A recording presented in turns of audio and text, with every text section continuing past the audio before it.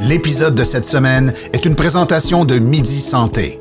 Midi Santé est une entreprise existant depuis 1996, spécialisée dans la confection et la livraison de repas santé destinés aux enfants en service de garde, en garderie et en milieu familial. Chacun des repas est conçu frais chaque jour avec des ingrédients de première qualité et c'est ce qui fait leur renommée. Pour plus d'informations, c'est le 1-877-240-4866.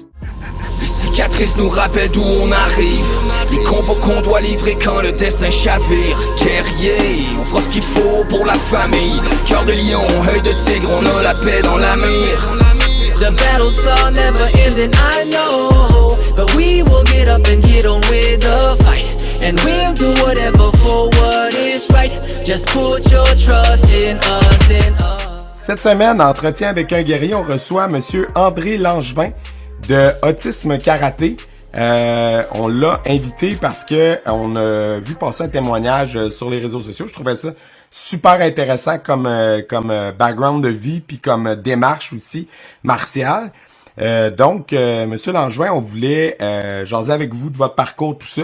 Fait que je sais que votre parcours martial est arrivé comme peut-être pas à l'enfance, de ce que j'ai cru comprendre. Donc, peut-être retracer de où ça vient, comment c'est arrivé dans votre vie, comment vous êtes ramassé, là, un peu ce que vous racontiez sur Internet, peut-être le résumé pour les auditeurs. Là. Ben, moi, c'est ça. Je viens d'une famille, en fin de compte, j'avais 3 sœurs, puis j'ai eu une adolescence assez difficile, dans le sens que je suis une personne qui manquait beaucoup de confiance, puis disons que j'étais un bon target à l'école, je me défendais pas, puis tout ça. Donc, vers l'âge d'à peu près 22 ans, j'ai joint l'école de karaté Kyokushin, puis j'ai progressé à travers le Kyokushin depuis une trentaine d'années, là, ça fait plus de 35 ans, puis ça a vraiment changé ma vie, là. Ça a vraiment développé ma confiance, ça a vraiment changé bien des aspects de ma vie, assez que finalement, j'ai fait une carrière dans la Gendarmerie royale du Canada, j'ai travaillé dans des endroits dits isolés puis violentes, là. Comme c'est pas ici, là, je veux dire, pas de backup, là, je veux dire, des endroits où malheureusement, les gens ils aiment ça avoir des confrontations physiques avec la police, du sans rien, parce que dans le sens que eux autres, ils aimaient ça, dans le fond, ils cherchaient ça, là. Ben tu sais, on en connaît tout du monde qui part dans un bar puis que leur intention, c'est de se battre ce soir-là, là, tu sais, il y en a des mêmes, là. Puis en plus, ben, quand il y a de la drogue, puis j'ai travaillé, entre autres, dans des endroits où il y avait beaucoup de cocaïne, donc, là, c'est... Il n'y a rien de pire, là. Il casse le bras puis il continue de bouger, là, tu sais. Tu sais, je veux dire, je me... Non, c'est vrai? Ah, c'est... Il sent rien, ouais, la douleur, il la sent pas. Mais ouais, c'est ça, mais là, vous nous parlez de Kyokushin, carrière dans le GRC. À quel moment dans votre vie le Kyokushin c'est arrivé versus après ça faire de carrière là-dedans dans le GRC puis aller vivre dans des secteurs reculés, essayer de nous retracer ça un peu, nous faire la... J'ai joint au début de la vingtaine une école de Kyokushin, puis dans ce temps-là, c'était vraiment assez rough, je veux dire. Hein, je pense qu'aujourd'hui, les cours de karaté sont un petit peu moins rough. Les professeurs utilisaient, entre autres, le fameux chenail. Là, quand les positions étaient pas assez bas, tu mangeais un coup les combats, là, c'était vraiment du full contact. Je veux dire, je me rappelle... à l'époque, avant de rentrer dans le GRC, j'étais inspecteur pour Agriculture Canada, puis je rentrais des matins, des fois, j'avais un œil au beurre noir, j'avais de la misère à marcher parce que je m'étais trop fait frapper dans les jambes, je boitais, ça, j'étais juste ceinture verte, là, j'étais même pas ceinture noire à l'époque. Wow. Et on peut-tu nommer le professeur ou il aimerait mieux pas? Ben, dans ce temps-là, je m'entraînais avec Pierre Catafort, qui est une école à Boucherville. OK. Pierre, d'accord. Pierre Bordelot. OK. Ben, quand on a passé ceinture noire, je veux dire, tu sais, moi j'ai passé ma ceinture noire en 1992. Puis dans ce temps-là, je veux dire, les passages de ceinture noire, c'était des passages qui duraient plusieurs heures. Puis écoute, dans le temps, nous autres, il y avait Alain Bonamy, il y avait les frères, il y avait Catafort, il y avait tout ce gang-là, mais il y avait les frères aussi de Laval, là, qui, j'oublie le nom, là, je le dis, mais il y avait Sylvie Comeau, entre autres, une du clan. En tout cas, il y avait des fighters. Là. Si tu mangeais, tu sais, je veux dire, à moins d'être un fighter comme Alain Bonamy exceptionnel, ben là, tu fais passer en mot t'as dit, là. Moi, j'ai pas là. On l'a rencontré d'ailleurs, Alain Bonamy, hein, Jérémy, pour un podcast qui va sortir plus tard, là, un Ring Talk qu'on est en train de produire, mais ouais, un monsieur vraiment intéressant. Là, ouais. J'ai même entendu, là, ce soir-là, mais il y a un de mes amis, je me suis entraîné beaucoup avec Richard Poulain aussi. qui lui, c'est un expert dans les cassages de bords de baseball. Fait que c'est ça c'est une autre affaire on a touché beaucoup, les jeux cassés, entre autres, moi-même, une quinzaine de bâtons de baseball consécutifs, à un moment donné. Ça a déjà arrivé dans un passage qu'il y en a un qui il est sorti en ambulance. Passage de deuxième dame, ouais. C'était assez violent. C'était Kyokushin à ce temps-là. C'est parce que c'est ça, les gars. Il y a tout le temps du monde qui se passe un petit peu plus fin que les autres. Puis quand il vient le temps des passages, ben, ils cherchent à blesser les autres, à faire mal aux autres. Quand c'est le tour de passer leur ceinture, ben, en tout cas, dans ce temps-là, les gars s'en rappelaient, moi, t'as dit. Ouais, c'est clair. Fallait que tu fasses. Ouais, ça, c'est fini, ça. Ben, tu sais, c'est ça. Ouais. À un moment donné, ça revient. Hein? Si tu tabasses les autres, à un moment donné, ça va te revenir. Puis dans ce temps-là, il y en avait ça qui aimaient ça, tu sais. Parce que quand tu fais comme première dame, nous autres, tu vois le passage de ceinture noire, c'était 15 combats. Ben, tu pognais 15 ceintures noires puis ceinture brune un après l'autre. C'est sûr qu'à un moment donné, tu viens fatigué, tu sais. Puis c'est facile. Après ça, les gars qui arrivent en avant de tout sont dispo, sont frais. C'est facile pour eux autres de te donner des bons coups puis de te faire mal, en tout cas. Mais tout ça m'a appris une chose, c'est qu'aujourd'hui, c'est bien important de ne pas faire mal aux autres, surtout dans le domaine où ce que c'est maintenant avec les autistes. Là, moi, faire mal aux autres, ça ne m'intéresse pas du tout. Là. Je sais quoi, je l'ai vécu, je me suis fait faire mal, puis ça ne m'intéresse pas. Mais c'est une époque, ça, les années 80. Ah non, mais c'est ça. Mais exactement, tu sais, Manu, tantôt, tu dis, est-ce que tu penses que je pourrais dire son nom? Tu sais, je vais pas être méchant, là, mais n'importe quel prof qui enseignait dans les années 70, c'était le même. Exact. Non, mais c'était plus une joke, là. Non, non, je comprends, mais tu sais, c'est comme, t'as même pas, tu sais, c'est comme un humoriste qui fait de l'humour douteux dans les années 70. Tu sais, c'est normal que pour eux autres, c'était ça dans le temps, tu sais, fait comme, c'était ça l'enseignement, puis ça a évolué, puis comme... Non, ouais, 100%.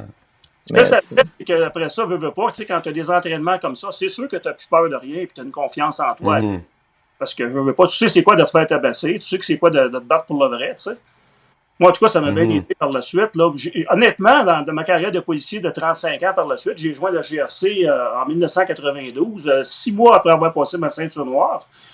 Mais honnêtement, j'ai jamais utilisé vraiment le Kyokushin dans mes arrestations ou dans mon ouvrage. C'était beaucoup plus des prises de Jiu-Jitsu, des choses comme ça. C'était beaucoup plus du contrôle qu'on faisait. Là. Frapper un coup de poing, ça ne m'est pas arrivé. Là. Mais là, le Jiu-Jitsu, pour ceux qui écoutent, le Jiu-Jitsu plus, comme qu'on parlait, de japonais, là, comme ça, là, de John Terrien. Oui, c'est ça. Les prises de soumission, tu sais, j'ai travaillé entre autres avec un confrère sur un endroit très, très violent. Là, puis je l'ai vu à l'œuvre avec certaines prises de Jiu-Jitsu. Là. Moi, j'avais eu vraiment des difficultés parce que la personne était sur la cocaïne. Puis lui, en tout cas, les doigts dans les yeux, le pouce dans le nez, puis le gars... pas le choix. Le gars, il était vraiment, là, il ne pouvait plus bouger, ça lui faisait tellement mal, mais aucune trace, hein, c'est ça, tu maîtrises la personne, tu sais, je veux dire, tu le blesses pas, mais ça fait tellement mal que les personnes, ils collaborent, tu sais. Mais vous avez comme un peu répondu à ma prochaine question, mais en même temps, je pense qu'on pourrait creuser. Est-ce que vous avez l'impression que le fait d'avoir fait des arts martiaux longtemps avant de joindre la police, avant de joindre la GRC, ça vous a servi, même si, comme vous dites, vous n'en avez pas appliqué physiquement, tu sais, du Kyokushin, mais la maîtrise de soi, le fait d'avoir comme une plus grande confiance, puis aussi le fait de savoir que si quelqu'un m'attaque, je suis capable de me défendre, ça doit changer vos réactions en tant que policier, non? Par rapport à quelqu'un qui n'en aurait pas fait autant, non? Définitivement, tu sais, je veux dire, entre autres, là, j'ai travaillé sur un île, dans un endroit isolé, puis il y avait 3 bars, il y avait... des liquor stores, c'était dans le nord de la Colombie-Britannique, puis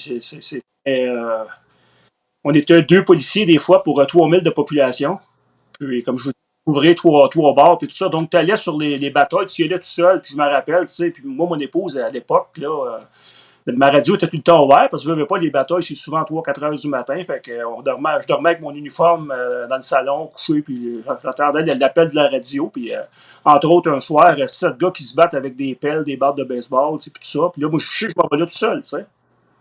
Fait que, veux pas, tu sais, faut que tu sais, je veux dire, tu veux pas tirer personne, parce que tout le monde sait quand un policier tire une personne, c'est pas ça que tu veux faire, ça, c'est définitif. Faut que tu essaies de contrôler la situation, de maîtriser la situation. Sans violence. Puis, mais moi, ce qui m'avait bien aidé, par exemple, partout ce que j'ai été, j'ai fait de beaucoup ce qu'on appelle, la GRC était bien fort là-dessus, la police communautaire. Donc, moi, quand je suis arrivé là, à cette place-là, j'ai ouvert une école de karaté, cours de karaté gratuit. Donc, j'avais une quarantaine de personnes là, dès le début dans mes cours de karaté. Puis, je donnais des cours de karaté, dans le fond. Ouais, ça vous a permis de créer des liens avec la communauté, dans le fond. Exactement, tu sais. Puis, je me rappelle cette fois-là, parce qu'il y avait 7 gars qui se battaient ensemble. Ben, il y en a un qui a dit « I don't want to fight with Constable Langevin ». Quand je suis sorti de mon char, j'ai entendu ça, tu sais. Tout de suite, là, c'est bon signe, tu sais, là. Ouais. Ils sont comme, OK, lui, on l'écœurera pas, on va tenir tranquille. Ben, Ils savent. Ouais, mais tu représentes pas juste l'autorité, t'as aussi un lien avec la gang, tu sais. C'est ça, un peu comme... Exactement, tu sais. Ça a fini, j'en ai arrêté juste un, tu sais. Fait qu'un gars, c'est pas mal. J'aurais eu à me tiroyer avec 6 gars, tu sais. Là, j'en avais 6 qui collaboraient, tu sais. Ouais. Fait qu'en tout cas, des affaires comme ça, j'en ai eu, des expériences comme ça, là. Puis pour répondre à ta question, justement, oui, c'est ça, les arts martiaux, ça aide énormément parce que ça m'a donné une confiance. Comme je te dis, moi, j'étais pas en tout comme ça quand j'étais adolescent. Je veux dire, je me défendais pratiquement pas, là. J'étais ce qu'on appelle une petite momoune, tu sais, je veux dire. Pas un terme courant dans ce temps-là. On se comprend, là. Mais ça vous a jamais intéressé à ce moment-là d'aller faire des arts martiaux plus jeunes, tu sais, dans l'adolescence, vers 15-16 ans, d'aller faire du judo ou quelque chose comme ça qui était plus populaire? Ben, je restais dans un petit village. OK, il n'y avait juste pas accès, là, ouais. Puis c'est ça. Fait que, mais du moment que j'étais autonome, j'ai eu mon char, j'ai commencé à travailler puis tout ça. Ben, tu sais, moi, je restais dans un petit village là, dans le bout de Saint-Paul-et-Launois, la Colle. Ça s'appelle Saint-Valentin. Mais avec Pierre Catafort, on allait s'entraîner. Oh, wow. Je connais très bien. Moi, ma mère vient d'Hemingford, qui est pas loin de la Colle. Puis Saint-Valentin, c'est là que je vais à cabane à sucre à toutes les années. C'est la meilleure place au monde. Si vous cherchez une cabane à sucre, allez à la cabane à sucre Saint-Valentin. Ils nous ont pas payé, mais c'est la meilleure place au monde. Les crêpes, j'en mange 75. Bref, désolé. Donc, cet épisode est une présentation de la cabane à sucre de Saint-Valentin. Meilleure place au monde, désolé. On faisait un 45 minutes de route, tu sais, pour aller s'entraîner à Brossard facilement, tu sais. Ouais. Le désir était là, puis je l'ai fait pendant plusieurs années, là. Ouais, mais ça se fait bien avec la 15, tu sais, tu montes, puis... Ouais. Mais comme n'importe quoi. Mais pour donner une idée là, aux gens, la Colle, c'est la dernière sortie quand tu t'en vas vers les douanes américaines en direction du sud. Ouais. Fait que, tu sais, Hemingford, la Colle, c'est la dernière sortie, tu sors là. Puis... question par rapport à ce que vous racontiez, vos anecdotes policières. Maintenant, vous êtes retraité de la GRC? Oui, je suis retraité. Ça fait quand même 3 ans. OK, ben donc je vais vous poser une question. Si vous êtes pas à l'aise d'y répondre, c'est pas grave, je le couperai au montage, OK? Est-ce que vous avez l'impression, parce que vous l'aviez, la formation martiale, puis vous le voyez, la différence que ça a fait, avez-vous l'impression que de façon générale, sans parler de la GRC spécifiquement, mais est-ce que les services de force de l'ordre, d'après vous, ils en ont assez de la formation comme ça ou ils devraient en avoir plus? Moi, je pense que oui. Je veux dire, je vais donner un exemple que j'ai eu, entre autres, là, où je me suis fait étrangler. OK. Par une personne qui était beaucoup plus forte que moi, là, puis la joke là-dedans, c'est pas bon de dire ça pour moi, mais je m'en fous, c'est la vérité. Écoute, il était bien sous. Puis moi, je voulais le ramener à la maison chez eux, tu sais. Je suis dans une région isolée. Ouais. Il m'a pris, c'était des pêcheurs commerciaux. Donc, il y a des gars qui vont pêcher en haute mer. Donc, il y avait les avant-bras 2 fois comme les miens. Ouais. Il m'a pris 2 coups à terre, puis à la gorge, puis il était en train de m'étrangler, puis je veux dire, je n'étais plus capable de rien faire. Beaucoup de policiers auraient sorti le gun puis l'auraient retiré. Ouais. Moi, j'ai utilisé les doigts dans les... Moi, j'ai Oui. utilisé les doigts dans les... J'aurais pu rentrer mon doigt d'amener aussi, tu sais, je veux dire, c'est ça. C'est la confiance que tu as avec les arts martiaux, tu sais, que tu développes. Tu sais qu'il n'y a pas juste le gun, il y a d'autres choses, tu sais. Exactement, ouais. Le fait de savoir que tu as d'autres outils dans ta trousse, ça te permet d'intervenir autrement, veux pas, là. Exactement. Aujourd'hui, par contre, ce qui arrive, c'est que la plupart du monde, je sais, comme dans le GRC, tu sais, ils ont tout le monde est formé avec le teaser. C'est le fait que, je veux dire, ça, tu peux pas manger une décharge électrique, c'est sûr et certain, tu sais. Fait que, non, mais c'est mieux qu'une balle. c'est mieux qu'une balle, c'est ça. C'est moins permanent, mais ça peut faire des gros dommages aussi. Oui, surtout si la personne a une condition médicale, il y en a qui peuvent mourir. Mais pareil, là, ça pardonne plus qu'une balle. Là, non, c'est sûr. Fait qu'aujourd'hui, peut-être un petit peu moins vrai que dans mon temps à moi, parce qu'à cause qu'ils ont ces outils-là, aujourd'hui, ils ont des outils encore plus évolués que moi j'avais accès. Puis ils sont plus vérifiés, tu sais, je dis pas ça pour ça, mais tu sais, des pommes pourries, il y en a partout. Mais tu sais, à ce temps, avec le body cam, le dash cam, tout ça, c'est difficile d'être cowboy, là, tu sais, tu te fais avoir, puis tu sais, le monde voit tes gestes, là, tu sais. Fait que maintenant, il faut que tu t'es checké, là. sais, comme les poursuites à haute vitesse, moi je m'en rappelle quand j'ai commencé, les jeunes, surtout quand tu es un jeune policier, j'en ai fait une, j'étais un char volé, j'ai roulé à 250 km/h, tu sais. Mais ça, je veux dire, tu peux te tuer facilement, puis tu peux en tuer d'autres, oui. Mais à un moment donné, tu te réalises que c'est pas bon de faire ça. Tu fais pas ça, des poursuites à haute vitesse. En tout cas, moi, ça n'a pas été long, j'ai compris. C'est trop dangereux. Ah oui. C'est trop dangereux. À 250 km/h, le contrôle, tu le perds de même, là, comme ça prend rien. Une petite roche sur la route, puis tu revoles dans le champ. Des chars, des Ford Crown Victoria, là. Ouais. J'ai l'impression que ça s'en allait de même, là, tu sais. Les gros bateaux là, qu'on voit dans les films des années conduire, 70, là, c'était ça, genre. Avec les cerises sur le top, là. Ouais. Ouais. Fait que, tu sais, c'est dangereux. Mais c'est ça. Aujourd'hui, je pense qu'aussi, veut pas, il y a une évolution. Les gens sont... Il y a plus... Le côté psychologique est plus développé aussi. T'sais, si tu regardes les policiers des années 60, là, ça a des armoires à glace, puis ça finissait là, tu sais. T'avais pas besoin, mais moi, j'en ai rencontré des méchants brillants. T'sais, comme nous autres, dans le GRC... de plus en plus aujourd'hui. Dans mon temps, moi, t'avais le ceinture noire en 80. J'ai eu beaucoup de personnes qui étaient ceinture noire dans ces années-là qui ont rentré, dont Jean-Claude Moret. Lui était champion canadien, entre autres. Là, Jean-Claude, il a gagné les Jeux panaméricains dans les années 80. Ouais. Ah, Kyokushin aussi? OK. Nous, c'est taekwondo. Ah, OK. Cool. Il y a les Jeux panaméricains en taekwondo, Jean-Claude Moret, dans les années 80. Ouais. Cool. Mais j'en ai plusieurs autres qui ont travaillé avec moi. Dans les années 90, je te disais 80-90, ceinture noire, ça équivalait à un bac. Aujourd'hui, pour la GRC, c'est un bac. Fait que c'est pas le même, c'est pas le même profil de gens qui est engagé. Ouais, je comprends. Du tout, là. Je comprends. Puis là, l'idée de fonder Autisme Karaté, comment c'est venu cette idée-là? Ben moi, je la connais un peu l'histoire parce que j'ai lu votre témoignage, mais si on peut raconter la genèse de ça serait intéressant. Ouais, moi, étant donné que j'avais eu une adolescence puis une enfance parce que je me défendais pas puis tout ça, fait que moi, c'était vraiment quelque chose qui me touchait beaucoup. Quelqu'un qui peut pas te défendre parce que tu es vulnérable.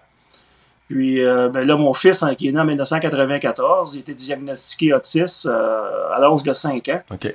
C'est pour ça qu'on est revenu de l'Ouest canadien, parce que sinon, on aurait resté dans l'Ouest canadien, mais à cause qu'il était autiste assez lourd, on a été transféré au Québec, puis il y a eu le diagnostic officiel en 2000. Autiste, problème de langage, et ainsi de suite. Puis c'est vraiment ça. Là. Nous, j'ai essayé de trouver toutes sortes de... Surtout à mon épouse au début, trouver toutes sortes de solutions pour le stimuler, le faire sortir, parce que les autistes sont dans le monde, ils n'ont pas de contact avec la réalité. Notre réalité, nous autres, ils ont bien de la misère à communiquer avec nous. Donc, la grosse affaire, c'est d'essayer de les impliquer de plus d'activités possibles. Donc, on l'a impliqué dans les scouts. Le soccer, même s'il comptait dans ses buts, puis il comprenait absolument pas comment ça fonctionnait. Et ainsi de suite. Puis moi, mais je m'en ai, je voyais aller mon épouse, je me suis dit, écoute, je suis ceinture noire, je vais l'essayer. Fait que je l'ai essayé dans une école de taekwondo. On a fait du taekwondo ensemble. Je peux pas l'envoyer tout seul dans une école de taekwondo parce qu'il se pognait avec le monde, puis le monde ne comprenait pas. Donc, on a monté ceinture verte, les deux ensemble en taekwondo. Puis là, on fait ça pendant 2-3 ans avec une école de taekwondo dans mon bois avec M. Pierre Plot. Puis, éventuellement, là, en 2008, j'ai décidé de partir de ma propre école de karaté. Kyokushin, mais évidemment adapté. Ouais. Puis, aux autistes. Puis, chose, par exemple, qui me différencie de bien des gens, c'est que moi, il faut que les parents s'impliquent. Pourquoi? Parce que moi, je suis un parent, je sais comment ça marche. Les autistes, c'est un problème de communication de prime abord. Donc, quand le parent est là, c'est beaucoup plus facile de communiquer avec l'enfant. Ils sont tous différents. Un qui est pareil. C'est vrai, 100%. Donc, très important. Comme là, présentement, il n'y a pas personne qui pourrait, je pense que... Moi, c'est parce que je suis retraité, puis honnêtement, je n'ai pas vraiment de ça, là. Pas besoin de ça pour vivre.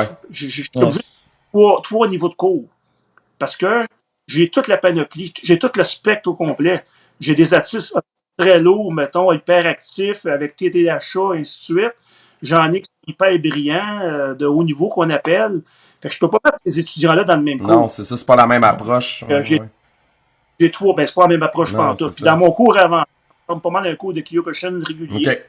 Mais dans mon cours de niveau 1 qu'on appelle, c'est comme, il y a beaucoup plus de jeux, de sensibilisation, puis d'essayer de rentrer en contact avec l'enfant, avec l'aide des parents, évidemment. Puis c'est comme ça que j'ai réussi à atteindre mes buts. Puis honnêtement, là, j'ai eu plusieurs milliers d'étudiants, là, au moins au-dessus de 2000. Puis, puis j'ai vraiment qui aujourd'hui, là, c'est assez impressionnant. Je suis rendu à un point que je fais ça vraiment pour la valorisation, c'est extrêmement valorisant de voir des enfants, dans le fond, là, je veux dire, qui avaient de la misère à comprendre les directives, puis qui avaient des idées très réduites. Puis qu'aujourd'hui, j'en ai un, entre autres, il est capable de faire, il est sur le bord, là, de faire des spinning back kicks, sauter dans les airs comme dans les films. Il fait des back kicks incroyables.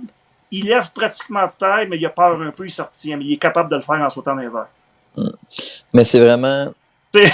j'ai déjà vu, il y en a des karatés qui travaillent avec les gens adaptés comme nous-mêmes, on le fait, moi j'ai la formation, Manu aussi, je pense, fait comme il y en a, mais vous, êtes un parent de quelqu'un qui est autiste, ça vous donne vraiment un niveau de comme, gars, je le sais, ta réalité day to day, là, comme ça va vraiment chercher un autre niveau, puis là, d'aller s'impliquer là-dedans, chapeau, là, c'est vraiment... Parfait, là, ça va donner une autre profondeur que, moi, peut-être qu'un jour, je donne rien, là, mais pour l'instant, j'ai même pas d'enfant, mais que j'ai pas. Je peux donner bien la théorie, puis comme, j'en ai fait, mais comme, j'en ai pas à la maison un enfant, puis je connais pas ça, la réalité. Mais c'est... chapeau à vous. Je reconnais des trucs dans ce que vous dites, parce que moi, j'en ai eu des élèves qui étaient sur le spectre de l'autisme, puis vraiment, comme, tu peux pas faire comme, OK, ça rentre dans la catégorie, mettons, comme on dit, mettons, dans les élèves neurotypiques, on dit, lui c'est un tannant, lui c'est un petit vite, lui c'est un... Tu peux pas les étiqueter puis mettre toute une gang dedans parce que chaque enfant TSA est différent puis demande une approche différente. Comme, tu pouvais pas reproduire les recettes que j'avais réussi à obtenir des succès avec un élève autiste avec l'autre élève autiste parce que c'est comme deux univers complètement. Puis ce que vous disiez, comme que le premier niveau, c'était comme des jeux pis tout ça. Moi, il y en a un, je me souviens, c'était comme ça, j'avais réussi à garder, il était comme plus vieux, mais je le gardais d'un 7 ans et moins, parce que au niveau de la pédagogie, ça correspondait à ce qu'il aimait, c'était par le jeu. Puis il y avait aussi une motivation parce que nous autres, quand ils sont dans les groupes enfants, ils ont comme des demi-ceintures. Fait qu'au niveau de la valorisation, lui, il était content, dans le fond. Même si c'était des demi-ceintures d'enfants, il avait l'impression d'avancer. Fait que, tu sais, son grand frère a fait un parcours beaucoup plus rapide, mais qui est comme hétéronormatif. Mais lui, qui était plus lent, il avait l'impression qu'il avançait full parce qu'il y avait des demi-ceintures d'enfants. Fait qu'il avançait, puis il était valorisé, puis il a pris confiance. Mais ce qui était hot, c'est que cet enfant-là, souvent... Tu sais, sûrement plein de monde qui sont pas habitués avec ça se serait dit il comprend pas. Alors que même si pendant mon cours, des fois il dansait, il faisait d'autres choses. Puis là, t'arrivais, tu faisais des mini internes, des petites compétitions internes qu'on fait au dojo ou des démos. Puis là, tu lui demandes fais ça pour nous, s'il te plaît. Tac, là, il partait, c'était une machine. C'est comme s'il m'avait toujours écouté ultra attentivement, mais il écoutait jamais, tu sais, entre guillemets. C'était mon impression. Des fois, j'étais comme il écoute-tu? Non, tu sais. Mais pourtant, oui, tu sais, ils retenaient tout comme une éponge. Ils sont impressionnants, là. Des fois, ils nous surprennent, tu sais. Ouais. Toi, t'es à Ottawa, tu me dis? Ouais, ben, à Gatineau, ouais. Mes deux écoles sont à Gatineau. Avec quelle école? Avec ton école à toi? Ben, j'en ai une à Buckingham, puis j'ai deux dojos, dans le fond. Deux dojos de karaté. Un à Buckingham, puis un à Gatineau. Parce que tu comprends très bien, là. Tout ce que tu viens de dire, tu comprends très bien, là. Parce que là, justement, à la fin de semaine, j'ai eu un appel d'Ottawa. Ah ouais?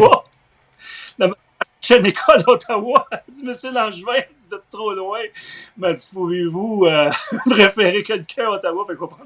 Parce que là, qu'est-ce que tu viens de dire, là, ça démontre clairement que tu comprends très bien. Comme... C'est ça, puis... Puis tu sais, moi-même en tant qu'adulte, moi j'ai eu, je suis pas TSA, en tout cas je suis pas de diagnostic, mais j'ai eu un diagnostic par exemple de TDAH, mais à l'âge adulte. Fait que tu sais, il y a quand même des réalités comme quand je deal avec des enfants TDA, souvent je leur dis à la blague, fais-toi-en pas, tu prends des pilules toi pour ta concentration, comme oui, moi aussi, puis là je leur fais un petit clin d'œil, puis ils sont comme ouais, comme ils ont pas l'impression qu'un adulte aussi peut avoir besoin de ça. Puis des fois de leur faire comprendre que hey, tu vas avoir une vie normale toi aussi quand tu vas être grand, c'est pas grave là d'être différent. On dirait que juste ça les met déjà un peu en confiance, tu sais. Exactement. Ouais, mais moi, ce que j'adore des personnes autistes, parce que genre, on travaille tous avec quelques-uns, moi c'est des bras droits, là, souvent, là. Puis ce que je trouve, c'est que ils se trouvent pas d'excuses sais, sont honnêtes, ils travaillent franchement, quand ils aiment ça, là, en tout cas, tu sais, puis qu'ils ont la passion, puis que c'est pas le parent qui le force, là, ça devient leur vie. C'est comme, tu sais, moi, ils sont dédiés. Moi, à Brossard, Dominique Guilla, j'en ai une très forte. À Saint-Rémy, j'avais mon senpai, Xavier dans le temps. Tu sais, c'est des gens qui consacrent leur vie, puis qui sont ultra dédiés, puis que pour eux, tu leur dis, fais ça, fais ci. Ils vont le faire, mais ils vont pas se trouver d'excuses, ils vont pas chigner. Tu sais, dans un examen de ceinture, justement, un examen de ceinture noire, ça dure des heures. Ben, ils sont là, puis ça casse pas le beat. Là. Pac, pac, pac, ils font leurs affaires. Ils regardent pas à droite puis à gauche, ils niaisent pas. Ils se trouvent pas des excuses, des défaites. Ils sont dans leur bulle, ils font leur... Oui, c'est ça. Ils sont beaux à voir. Je suis comme, ils sont quasiment... Pas mieux, mais vous comprenez ce que je veux dire? Ils sont plus focus que quelqu'un d'autre, je trouve. Souvent, Puis, ils sont pas agressifs. Ils sont pas agressifs versus des enfants diatypiques. Là, ils sont pas agressifs. Il n'y a pas d'agressivité. Sur tous les étudiants que j'ai eus, là, je peux te dire, j'en ai eu un, qui a eu des petits problèmes, là, qui a d'agressivité. Mais en général, premièrement, ils t'offrent pas. Ils sont pas. Ils finissent par partir assez rapidement. C'est très rare qu'on va avoir des personnes autistes qui vont essayer de faire mal aux autres, comparativement aux personnes dites normales, là, qui, eux, ont plus d'agressivité. Un petit fond méchant, là. Ouais. Méchant, c'est ça, autiste, c'est... Moi, c'est ça, non, il n'y en a pas de méchant. J'en ai tellement vu, là, c'est très rare que ils sont pas, non. Mais c'est parce qu'ils n'ont pas de filtre. Tu sais, ils n'ont pas de filtre, fait ouais, il n'y a pas de filtre. Ce qu'il pense, il le dit au fur et à mesure, fait qu'il accumule pas, parce que tout ce qu'il ressent, il va te le dire live. Des fois, ça peut être un petit peu malaisant, mais il va te le dire tout de suite, tu sais, c'est ça l'affaire. Ah ouais, ben, tu sais, c'est ça. Tu sais, des fois, t'en as un, il est comme, pourquoi, tu sais, il y en a un, il fait pas un split en avant de lui, il arrive, il fait, ah ben là, c'est parce que t'es gros. Il dit, tabarnak, dis pas ça à l'autre devant toi, là, tu sais, ça se dit pas, pis, tu sais. Ouais, mais c'est ça, c'est un bon exemple. Ouais, c'est ça. Moi, j'y ris. Eh oui, c'est ça. Tellement de plaisir là-dedans, ça peut pas se faire comment, là. Surtout avec des adultes. J'ai un organisme que j'ai débuté, là, je me suis parti même un organisme avec non lucratif depuis l'automne dernier. Puis là, je viens de finir une classe avec Autisme Laval. Puis il y en avait un là-dedans, là, c'est un autiste assez lourd quand même. Il me faisait tellement rire, là. Ah! On lui donnait... Quand il tenait le bouclier, là, puis le gars, il pèse à peu près 250, il est pas petit, là. Puis quand il tenait le bouclier, puis qu'on lui donnait des coups de pied, là, écoute, il partait à rire, mais de bon cœur, là. Juste à l'entendre rire, il partait tout à rire. Tu sais, je veux dire, il n'y a pas de méchanceté dans ces gens-là. Et c'est tellement enrichissant sur le plan humain, ce que vous disiez tantôt, si je le fais pour la valorisation, que je comprends ce que vous voulez dire, c'était pour ce que ça m'apporte en termes d'enrichissement humain, parce que c'est fou. Moi, à un moment donné, j'ai été aider mon chian, mon professeur Nicolas. Il y avait un séminaire à donner dans le Nord, je pense que c'est à Sainte-Agathe, je me souviens bien. Puis c'était un organisme qui aidait des adultes avec différents situations. Fait que des retards mentaux, il y avait des autistes probablement, il me semble, dans le groupe, des handicaps physiques, toutes sortes de portraits, mais des adultes, là, des messieurs de 40 ans, 50 ans, 60 ans. Puis là, tu sais, il y en avait là-dedans qui te contaient des anecdotes que l'intervenante elle faisait. Elle me faisait signe en voulant dire, faites-en pas, tu sais, c'est son cinéma, là, tu sais. Mais, tu sais, c'est le fun, là. Lui, il est heureux d'être là, puis là, il te raconte sa vie de, je sais pas moi, vétéran qui a fait la guerre, là, tu sais, lui, il est dans sa bulle, là. Puis il nous contait ça, puis il était super drôle, là, le monsieur, là. Mais il y avait du fun, puis tu sais, puis c'est des beaux souvenirs, comme, je sais pas comment dire, mais c'est plein de chaleur humaine, travailler avec cette clientèle-là, ça, c'est clair. Écoute, présentement, là, je veux dire, je sais pas vous autres, là, mais moi, j'ai une dizaine d'étudiants qui me textent régulièrement, qui m'écrivent des courriels pratiquement tous les jours.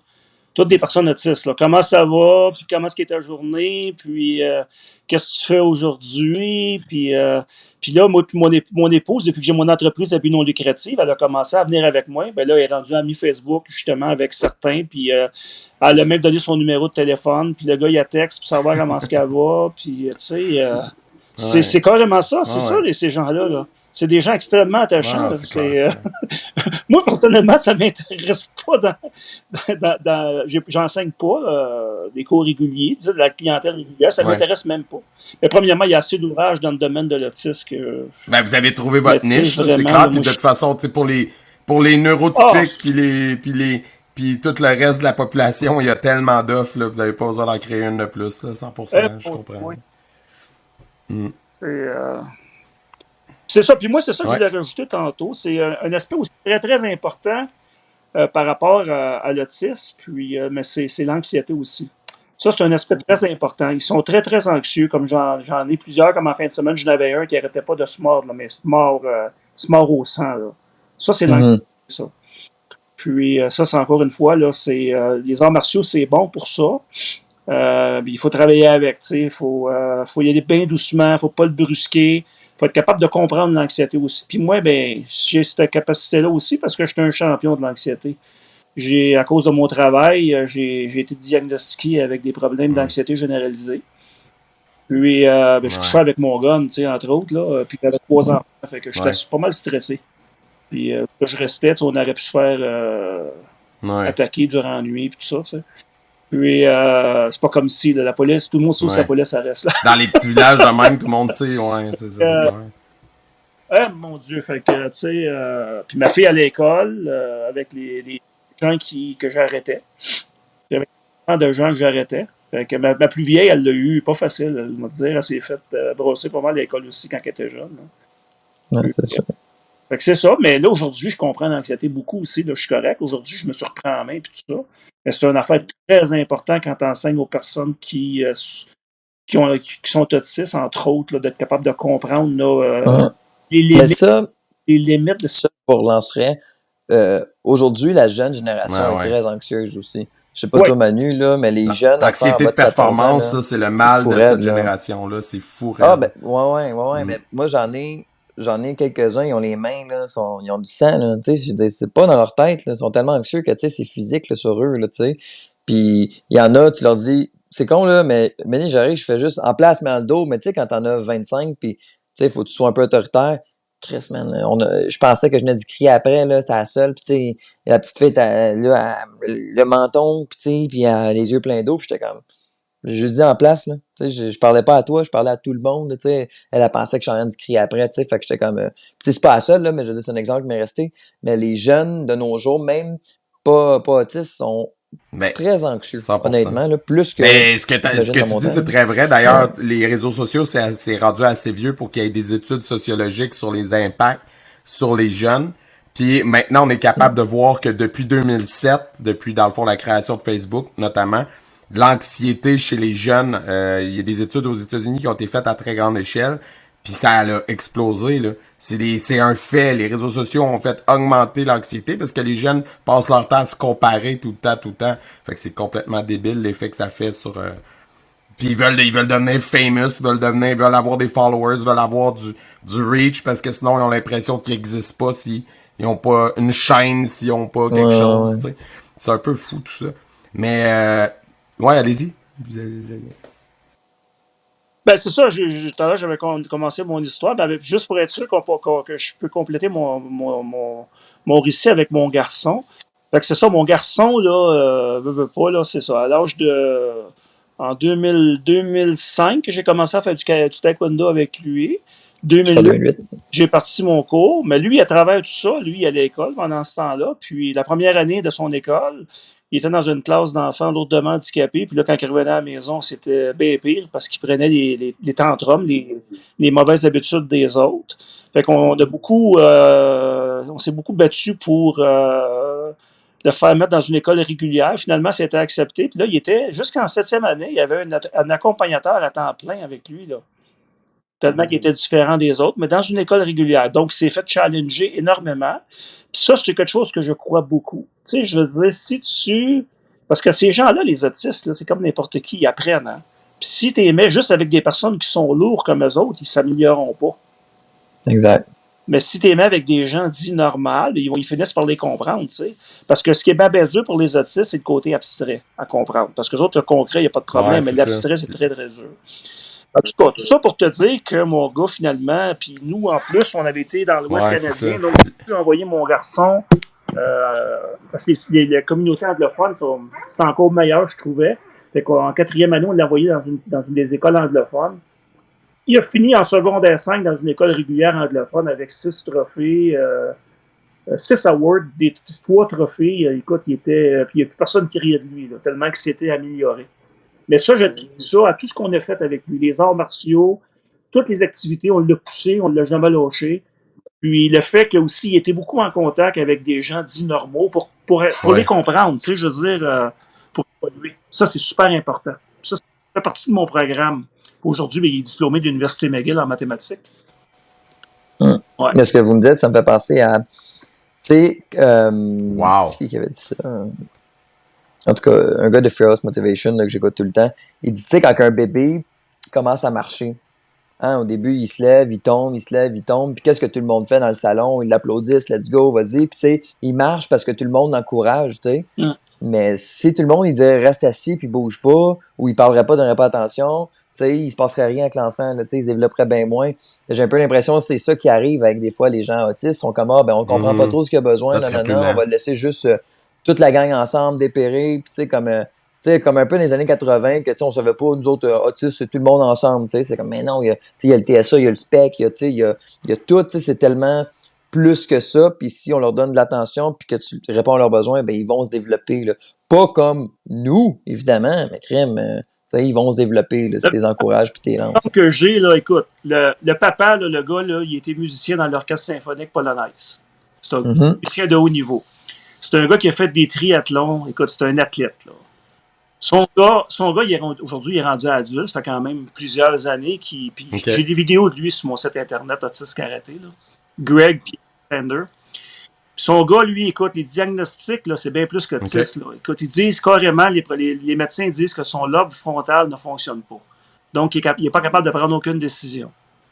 Ben, il est capable de faire 15 katas dans mes cours de karaté. Il joue 2 instruments de musique. Il fait des raids de bicycle avec son gars de 40 km, avec son père de 40 km. Ils ont même fait 80 km. Il était passé une raid de bicycle, imagine-toi. Mais ça vient de où? Ça vient du père, ça vient de la génétique. Ça vient du fait qu'il est poussé au bout. Cet enfant-là, avec certains parents, il aurait été probablement mis dans une institution tellement qu'il était lourd. Tu comprends? Exact. J'ai rencontré des parents qui ont mis leurs enfants dans des institutions là, qui n'en venaient pas à bout. Là. Puis qui ont peur des enfants. Puis, tu sais, je n'ai vu ça dans mes courses aussi. Ouais. Mais je pense que c'est normal d'avoir peur de ce qu'on comprend pas. Il faut pas en vouloir. Mais non, ben, c'est ça. Pas, là, mais j'ai vraiment vu les... Non. C'est ça, Mais c'est comme la pub ces temps-ci qui passe de, tu sais, la dame qui a oublié sa liste d'épicerie puis qui est un petit peu de démence, là, ou tu sais que... Puis là, la fille, la caissière, elle est pas à l'aise d'interagir avec, mais l'autre employé, lui, est à l'aise. Fait que tu sais, c'est comme... C'est normal, mais comme... Il y a des gens que ça dérange moins, des gens qui sont moins à l'aise, tu sais. Il y en a des introvertis, il y a des extravertis, il faut respecter. J'ai des parents dans mes cours, écoute, c'était drôle, parce qu'à un moment donné, j'ai quand même eu plusieurs... J'ai passé à plusieurs reprises,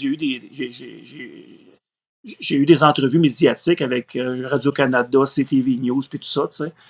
Puis mon gars, en passant, il est ceinture noire en Kyokushin, puis c'est pas moi qui a donné sa ceinture. Il a passé avec Richard Poulet dans une école régulière. Là, il a fait ses 15 combats, là, Kyokushin. Mon gars, il est ceinture noire, mais pas de moi. C'est pas moi qui a donné sa ceinture noire. Il a passé ceinture noire dans une autre école de karaté. Tout ça pour te dire que mon gars m'a bien aidé. Là, aujourd'hui, il a pris un break, parce qu'il m'a suivi pendant 15 ans. Il m'a emmené, tu sais. Il est rendu à 28, là. Puis, mais écoute, je me rappelle, il y a bien des gens qui venaient essayer nos cours, puis à un moment donné, il y avait 2 petits garçons, là, des petits jumeaux là, qui étaient très talentueux. Là. Écoute, tu voyais vraiment qu'il y avait du potentiel. C'était des enfants de haut niveau. Le papa, lui, il jouait sur son téléphone, il s'en occupait même pas. Il textait par donc. Mon gars, lui, écoute, il était allumé en sacrifice. Mon gars, il était le voir le père, puis il a dit, t'imagines-toi, ça l'est fait dire par un autiste, le monsieur, il n'a pas allumé, mais pas pantoute. Ça l'a pas, il n'a pas compris. Fait que c'est ça aussi, à un moment donné, il y a une conscientisation à faire qu'on appelle, là, tu le réalises, là, c'est pas tout le monde qui est rendu là aussi. Ben, vous avez dit que votre fils, il est diplômé de l'Université McGill, fait que ça répond un petit peu à ma prochaine question, mais en même temps, je suis sûr que vous avez un point de vue sur la question. Souvent, quand on entend, tu sais, des gens connus qui en parlent, là, qui sont comme un peu porte-parole par défaut de ça, je pense à Charles Lafortune, que son fils, je pense qu'il est...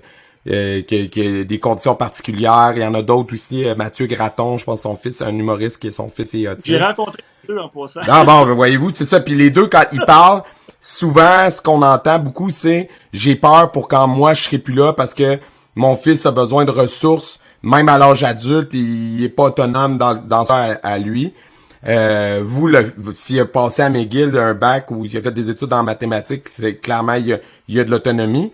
Mais est-ce que vous avez l'impression que c'est, tu sais, vous avez traversé les années, est-ce que vous avez l'impression que ça s'est amélioré au moins les services pour eux, à l'âge adulte aussi, genre?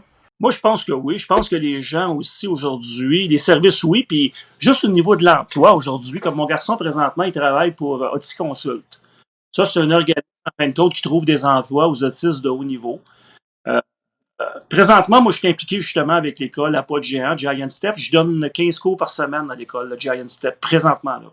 Donc, j'ai tous les étudiants de l'école j'ai rencontré tous. Puis, fait que je suis en contact, puis je regarde, puis eux, entre autres, à travers, ben, c'est parce que c'est pas vraiment Giant Step, c'est l'école Wagger.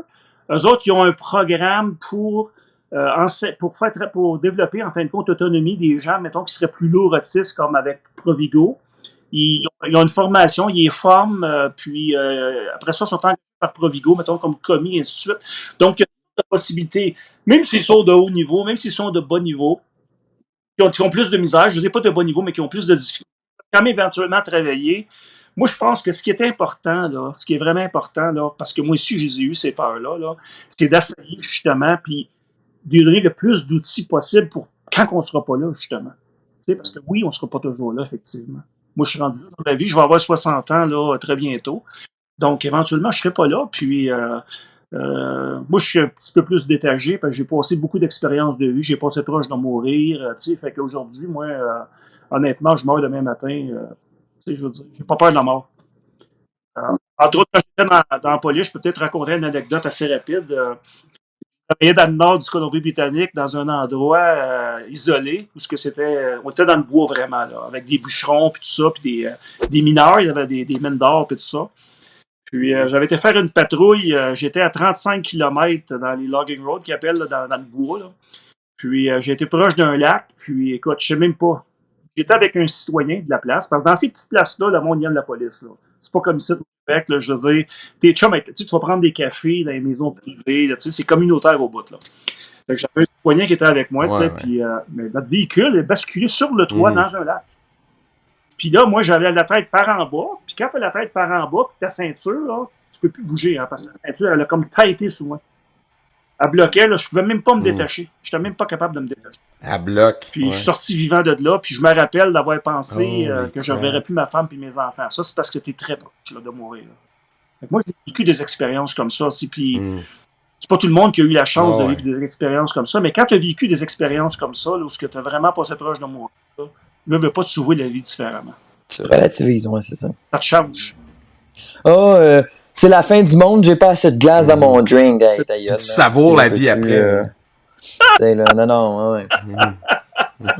Comme aujourd'hui. Prends ton gaz légal. Je passe mon temps à rire. D'un coup, j'arrête pas de dire des farces. J'aime ça rire. Je fais de l'autodérision. Je ris de moi. Puis je te jure qu'à un moment donné, je riais pas de moi. Quand je faisais beaucoup d'anxiété, là, je partais dans la map agressif.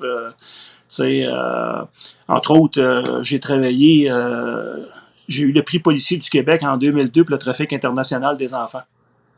Donc, j'interceptais les trafiquants d'enfants à l'aéroport d'Orval. Ah ouais? Des enfants qui étaient dans le fond dédiés à la prostitution, qui étaient vendus. Donc, des dossiers, mettons des enfants, comme je me rappelle, on a intercepté une petite fille de 12 ans du Sri Lanka, qui était emmenée ici par une personne, une passeuse qu'on appelle, qui était elle-même une mère de famille, mais elle l'avait passée à l'époque sur son passeport à elle, mais était dédiée à la prostitution de Toronto. Parce que malheureusement, dans ce domaine-là, il y a beaucoup de gens, des pédophiles, qui veulent coucher avec des jeunes vierges. C'est cru ce que je vous dis là, mais moi j'ai vécu. Oh non, mais on comprend ça. Oui, ça m'arrange. J'ai eu le prix policier du Québec en 2002. Ça veut dire que j'ai travaillé là-dedans. Là. Tu sais, je connais ça. Je suis rendu bien agressif.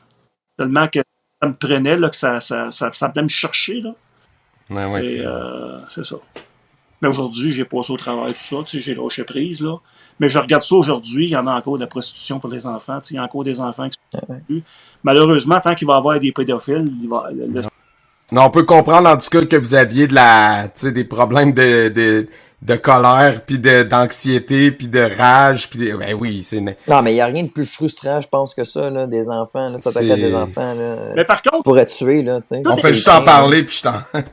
Ouais, c'est ça, exact, on pompe, là. Oh my God. Tout est relatif, parce que justement, aujourd'hui, toutes ces expériences-là m'ont aidé. C'était beaucoup plus facile pour moi que pour beaucoup plus de monde de passer à travers les 2 dernières années, tu sais. Mm-hmm. C'est l'extrémiste, là, moi je sais c'est quoi l'extrémiste. Moi c'est sûr que je tomberai pas dans un conflit, dans la théorie du complot, puis dans l'extrémisme, puis tout ça, puis d'en vouloir à tout le monde. Moi, ce que j'ai développé à travers toutes mes expériences personnelles, tout ce que j'ai vécu à date, c'est que ça part de moi. Mon attitude, c'est une différence. Ouais. Moi, je peux rien changer à la situation, mais moi, je peux changer comment je réagis à la situation. Exactement. Exactement. 100%. Fait que, ça, c'est un très bon mot de la fin. Exact, Jay, on est tellement connectés. C'est On aurait pu continuer un peu, mais on peut pas finir mieux. Donc, on va s'arrêter là. Merci beaucoup de votre passage. C'était un podcast avec de la substance, comme dirait Manu. Ouais. C'était excellent. Puis on va vous garder quelques minutes de plus pour les abonnés Patreon. Vous pourrez retrouver le contenu bonus sur notre page Patreon. Vous allez le recevoir dès que ça sort. Donc, si vous voulez voir ce contenu bonus-là, ben abonnez-vous. C'est patreon.com/guerrierpodcast pour ceux qui veulent soutenir le podcast et la démarche pour que ça continue. On l'apprécie beaucoup. On remercie tous nos Patreons individuellement, tous les dojos qui nous supportent, toutes les personnes qui nous supportent. C'est super apprécié. C'est grâce à vous qu'on peut le faire et améliorer aussi, le podcast depuis 2 ans.